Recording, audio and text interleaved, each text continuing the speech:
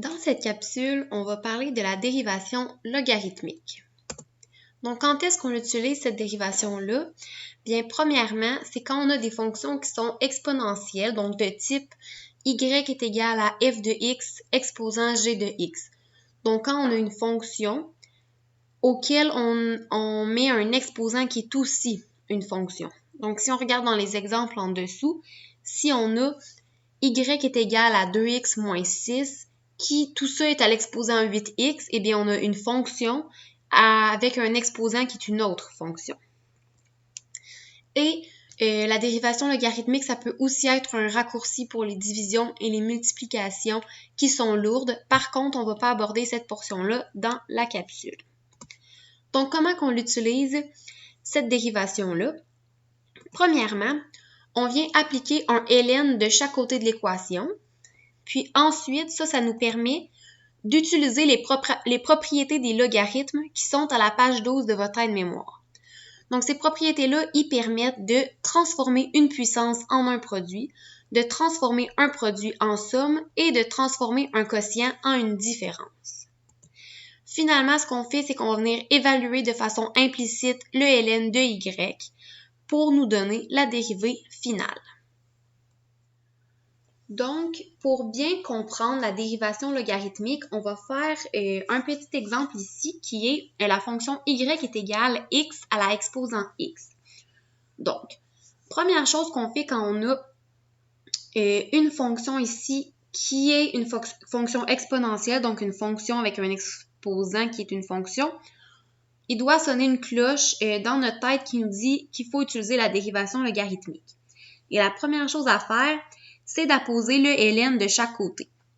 Donc, on met ln de y et on met ln de x à la x. Si vous allez voir les propriétés des logarithmes que vous avez dans votre aide-mémoire, vous allez voir que quand on appose un ln puis qu'on a un exposant, l'exposant, on peut l'envoyer au-devant de l'équation. Donc, on aurait à gauche ln de y, puis à droite, on aurait x ln de x. Maintenant, on se trouve avec une forme qui est implicite, donc on doit continuer la dérivation avec une dérivation implicite. Donc, si je dérive ln de y ici, on sait que la dérivation d'un ln, c'est qu'on va faire 1 sur qu'est-ce qui est dans le ln fois la dérivée de ce qui est dans le ln, qui est dans ce cas-ci y. De l'autre côté, on a une multiplication ici. Donc, quand on dérive une multiplication, on a le premier terme fois la dérivée du deuxième terme, plus le deuxième terme fois la dérivée du premier terme. Donc ici, on a encore 1 sur y fois dy sur dx.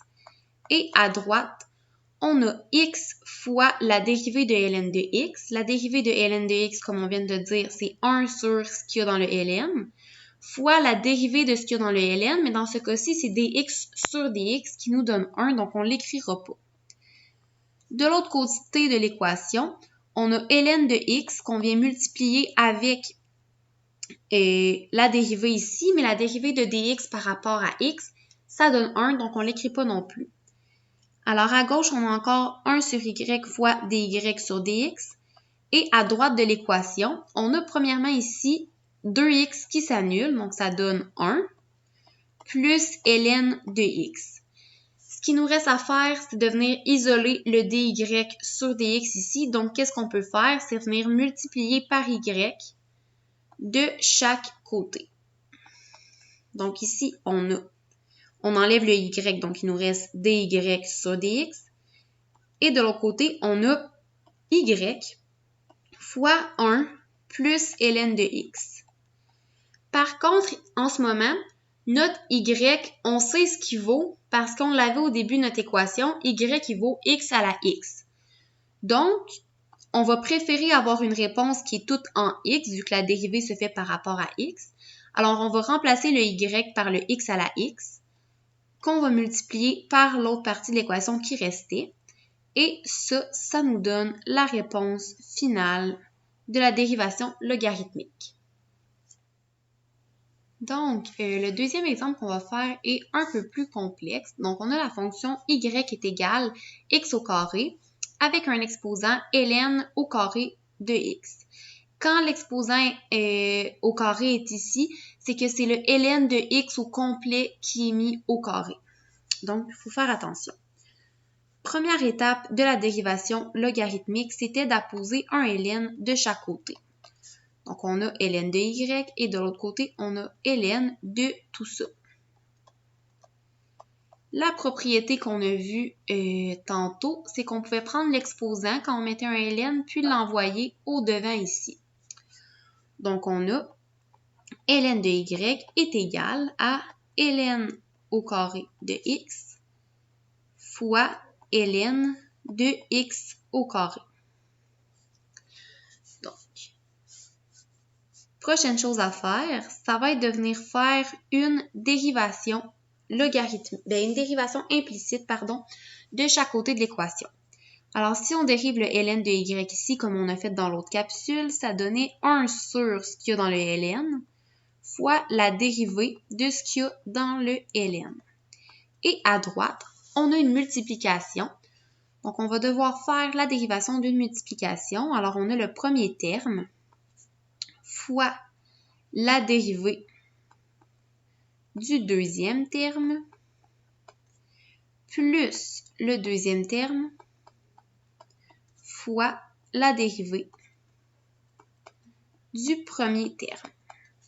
Donc, à gauche, ça reste pareil. Et à droite, on va procéder aux dérivées. Donc, on a ln au carré de x fois la dérivée de ln de x carré. Donc, comment ça se fait cette dérivée-là? Bien, on a le 2 ici, qui est en exposant, qu'on peut venir mettre devant le nombre ici. Donc, si je le change, donc si j'enlève ça ici, je peux venir le placer ici. Alors, j'aurai la dérivée de 2 ln de x. Alors, quand on a une constante devant une fonction, la dérivée, ça donne 2 fois la dérivée de ln de x, qui est 1 sur x, fois la dérivée de x, qui donne 1, donc on ne l'écrit pas. Donc ça, c'est pour la première moitié. Ensuite, on a l'addition. Et à droite, on a ln de x carré fois la dérivée de ln de x et tout ça au carré. Donc ça, là, ça peut se réécrire d'une autre façon. Donc si je vous l'écris ici, ça peut s'écrire comme ça. Et on a vu que quand on avait une fonction qui avait un exposant, quand on venait le dériver, on envoyait l'exposant en avant et on abaissait l'exposant ici de 1. Donc dans ce cas-là, ça va être 1. Et on faisait la dérivée de ce qui était ici. Donc dans ce cas-là, la dérivée de ln de x, comme on l'a fait, ça donne 1 sur x fois dx sur dx qui donne 1. Donc, voici ce qu'on a. À gauche, on a encore 1 sur y fois dy sur dx. Puis, à droite, on va pouvoir procéder à quelques simplifications. Donc, ici, si on l'écrit comme il faut, ça va nous donner 2 ln au carré de x sur x plus. Ici, on peut sortir le 2 puis le mettre en avant vu qu'on a un ln, puis c'est les propriétés logarithmiques. Donc, on a 2, on a un 2 qui va se retrouver devant la parenthèse ici. Et on peut le multiplier avec le 2 qui était déjà ici, donc ça nous donne 4.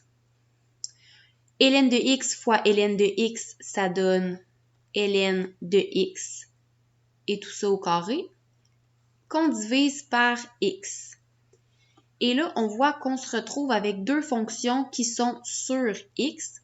Alors, on va pouvoir les mettre ensemble. Alors, tout ça sur x. Et c'est quoi le tout ça? C'est le 2 ln au carré de x plus 4 ln au carré de x. Ça nous donne 6 ln au carré de x. Et là, on veut venir isoler le dy sur dx. Donc, encore une fois, on va devoir venir multiplier par y de chaque côté, comme ça. À gauche, on a seulement dy sur dx. Puis, à droite, on a le 6 ln au carré de x sur x et on multiplie par le y. Et le y, on le sait, c'est quoi? Parce qu'on l'a en haut. Donc, on va tout de suite remplacer. C'est x au carré et tout ça avec un exposant ln au carré de x.